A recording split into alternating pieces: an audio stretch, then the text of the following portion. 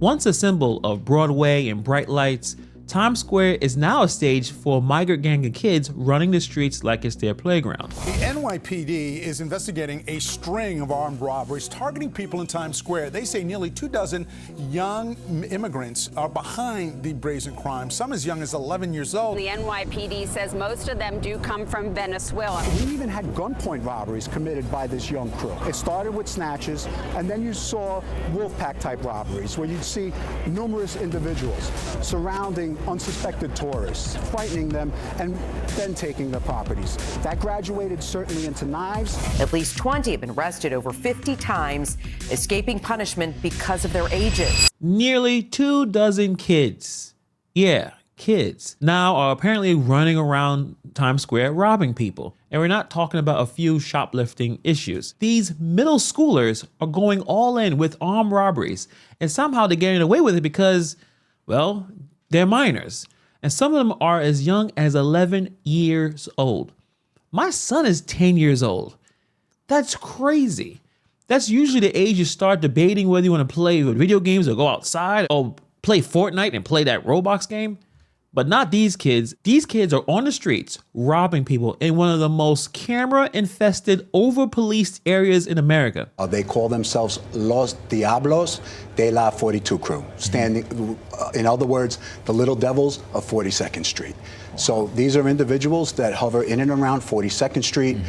They're basically a robbery crew, you know, and they've gone in and around Central Park, in and around Times Square, and we like them for committing upwards of 22 robberies, and they range anywhere from snatches to Wolfpack type robberies. When I talk Wolfpack type robberies, I'm talking anywhere between 4 and upwards of 16 individuals surrounding soft targets, tourists, and taking them of their possessions, and weapons used, knives to upwards of guns. And at this point, I think we all are scratching our heads on how is this even happening? How are these kids in this situation is slipping through the cracks?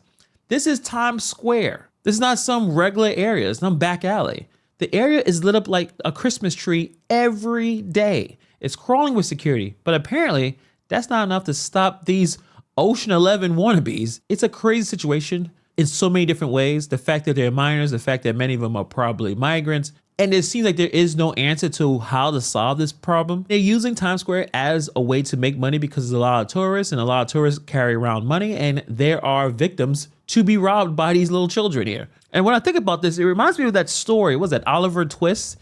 It's like survival mode, except these kids are not in some Victorian London background. They're dealing with modern day New York. And it's pretty sad considering that most of these kids are probably being manipulated. You know, the average 11-year-old is worried about homework or worried about if they're getting a video game for Christmas. But now these kids are getting roped into robbing people in Times Square. This is borderline criminal exploitation, and they're getting stuck in this situation because this is probably their only way to survive. These young kids are being pulled into organized crime by adults, and most likely the only authority figures they got in their corner. So when you think about it, these kids are probably looking for some stability, probably some food, obviously a place to belong, a community, but instead they're being groomed to believe that a life of crime is their best shot. These adults are basically saying, you know what, come in, welcome to the big leagues.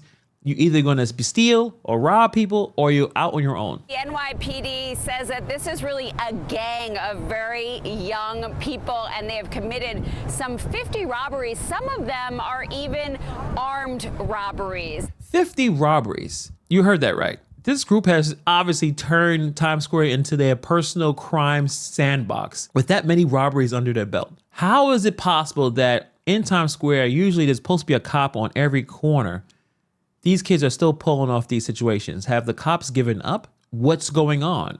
Are the kids and the gang members more dedicated to robbing people than the cops to stop it? I mean, at this point, is this the local chapter of a youth mafia? I mean, we're using the word playground. It seems like a generous term because these kids are not playing around. They're actively looking into the most busiest public areas in on earth to commit crimes. Again, it's still baffling after 50 issues. Some of the responses are still investigation ongoing instead of some meaningful action. It looks like Mayor Eric Adams is more worried about the FBI situation. He hasn't figured out how to stop this from happening. A lot of people wanted to come to New York. Most people who visit New York want to go to Times Square.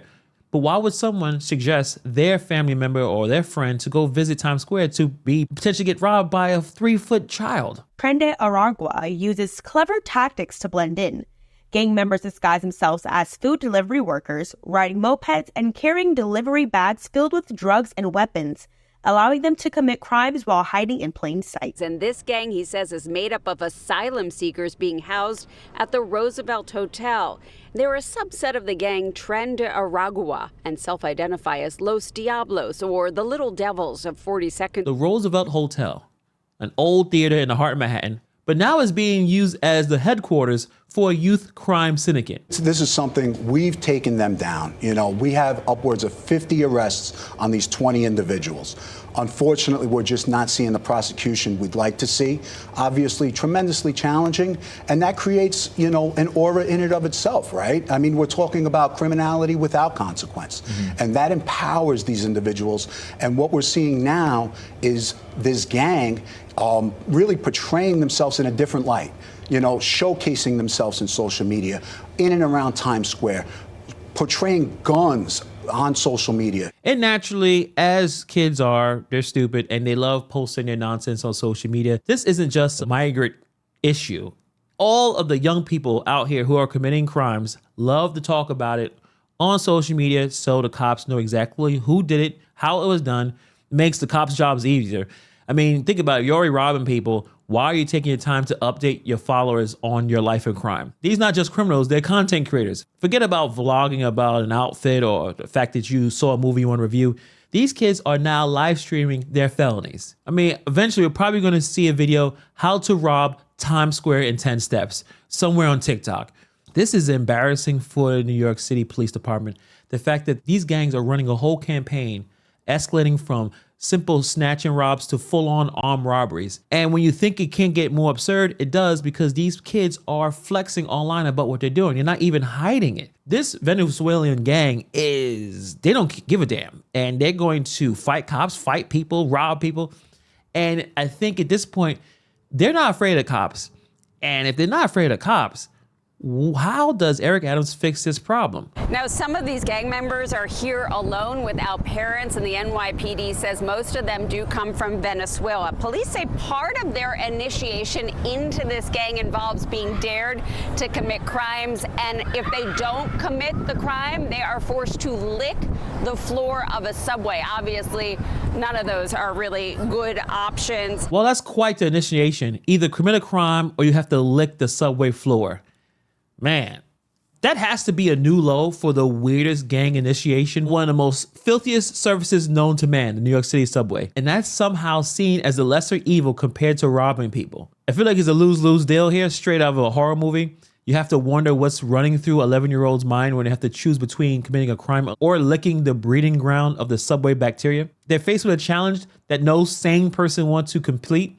But at this point, these kids just go to committing these crimes because, again, they don't have an alternative. So I don't know what is going on. Personally, for me, I don't go to Times Square. I think many people who live here don't really go. It's something that you used to go to when you're younger.